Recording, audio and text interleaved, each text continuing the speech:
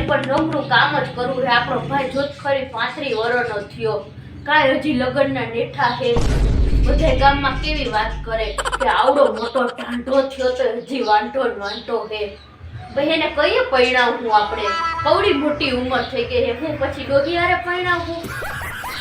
હા વાતુડીની હું થાહો તું તો તને ખબર નથી આપણે કેટલી જગ્યાએ જોવા ગયા તો બધી જગ્યાએ હું કહે હે કે નથી ગમતો નથી ગમતો, તો હવે આપણે હું એને એમ કેવું કે અમને નથી ગમતો.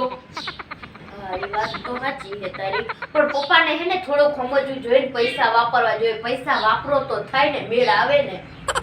હવે હાવ હું વેવલીની થાવો, હાવ વેવલીની તારી તા વાતું જ એવી હોય. કેટલી જગ્યાએ જોવા ગયા તો એમને જ ગયા, હાલીને ગયા. આપણે કેટલી વાર ગાડી બાંધી છે, 15 થી 20 વાર પપ્પાને આપણે જોવા ગયા. બધી જગ્યાએ પપ્પાએ ગાડી બાંધીને કેટલા પપ્પા હાચવે તને નથી ખબર? એ વાત તો ખવડાવવું પીવડાવવું ચા પાણી, કોઈ આવે તો આપણા ઘરે જ પપ્પા લઈ આવે જમવા. એવી તો હારી હારી વાતું કરે, આપણા ભોલિયાના વખાણ કરે. પછી હવે એનાથી મારા વિશે શું કરે? હવે તું કે. એ વાત સાચી. તો પછી તોય બધા એમ જ કે ગમતો નથી તો શું કરવું? આ તો બેન મને ભાઈની ચિંતા થાય કે એનું થઈ જાય ને મને પેટમાં બરે એનું. તને હું બેન મને પેટમાં બરે, મને એમ થાય કે ભોલિયાનું જો ક્યાંક થઈ જાય ને, જો ભોલિયાનું ક્યાંક થતું હોય ને તો મારા જેવું રાજી તો કોઈ ના થાય. પણ હવે શું કરવું? કે છોકરીઓ કે બજારમાં નથી મળતી તો આપણે એમ થાય કે એક છોકરી ભાઈ હાટું લઈ આવીએ. ઈ તારી બધી વાત સાચી છે. હું તને શું કહું કે આપણા ગામમાં છોકરાના બધાને લગ્ન તો થયા જ છે, તો આપણા ભાઈના કેમ નહીં? આપણે મહેનત કરીએ તો આપણા ભાઈને લગ્ન થાય, પણ એના માટે આપણે પૈસા વાપરવા પડે, થોડો ખર્ચો કરવો પડે તો મેળ આવે આપણા ભાઈને. પણ એ તારી વાત સાચી છે, પણ એક તો જો આપણે ગામડામાં રહેવાનું, એક આપણો ભાઈ કાળો, એક આપણો ભાઈ જાડો, ને થોડોક પાછો મમ્મી ઉપર ગયો એટલે નીચો ઢીચકો થયો એટલે એ લાગે કેવો? તો અત્યારની જમાનાની છોકરીઓને કોઈને ગમે? બધું જ કે મને.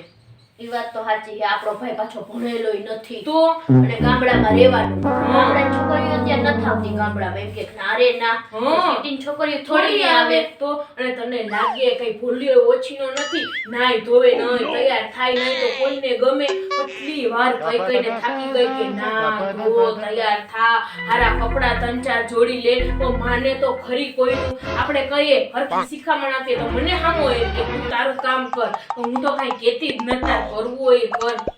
પછી આપણે બીજું શું કહીએ એને? તૈયાર તો થવું જોઈએ ને. હું કહું તું તૈયાર થા તો તને કોક પ્રેમ કરે, નાય ધોવે નહીં તો કોને ને પ્રેમ કરે? ગોગરાને. તો કેવા જાવું?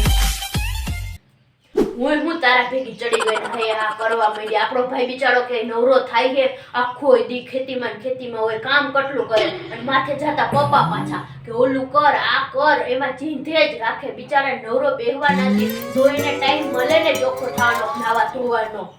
નાય ધોઈને તૈયાર થઈને તો મને નથી લાગતું કે એનું ક્યાંય થાય.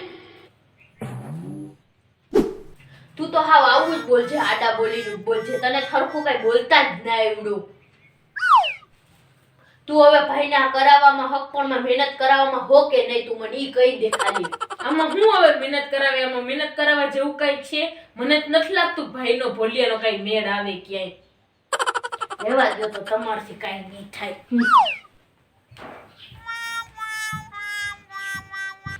લેના ઓચિતાની કા તૈયાર થઈ ગઈ?